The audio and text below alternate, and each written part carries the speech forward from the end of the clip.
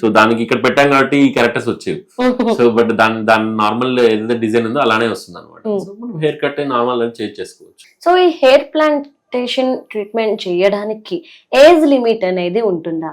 Age limit అంటే అదే చెప్పాను కదండి, ట్రీటెడ్ అయితే మేజర్ సర్జరీ మాక్సిమం ఏం అలా ఏం ఉండదు. పేషెంట్ కంట్రోల్లో ఉంది, డయాబెటీస్ ఉన్నా చేయొచ్చు, హైపర్ టెన్షన్ ఉన్నా చేయొచ్చు, అన్ని కంట్రోల్లో ఉన్నాయి. Patient is fit for that 6 hours of local anaesthesia procedure అంటే చేయొచ్చు.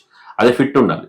అన్హెల్త్ మరీ 80 years లో మరీ సిక్ ఉన్నారు, కొంతమంది ఒకసారి మొన్న ఒక రీనల్ ట్రాన్స్ప్లాంట్ పేషెంట్ వచ్చారు. సో అలాంటి పేషెంట్స్ వద్దని చెప్తాం. సో ఎందుకు రిస్క్ ఇలానే వద్దని చెప్తాం అనమాట. ఫిట్ ఉండాలి అంతే. సో అంటే మెయిన్ క్యాన్సర్ వాళ్ళ కోసం మనం చాలా హెయిర్ అనేది డొనేట్ చేస్తూ ఉంటాం. సో ఈ హెయిర్ ప్లాంటేషన్ అనేది ఈ క్యాన్సర్ పేషెంట్స్ కూడా వర్తిస్తుందా, లేదంటే అసలు వాళ్ళకి ఇలాంటి ట్రీట్మెంట్ చేయకూడదు అంటారా? క్యాన్సర్ పేషెంట్స్ లో వాళ్ళకి ఓవరాల్ లాస్ ఉంటుందండి, మొత్తం లాస్ ఉంటుంది. సో మోస్ట్లీ బట్ అది వాళ్ళలో ఇప్పుడు థెరపీస్ స్టార్ట్ చేసిన తర్వాత రీగ్రోత్ అయ్యే ఛాన్సెస్ ఉంటాయి వాళ్ళకి.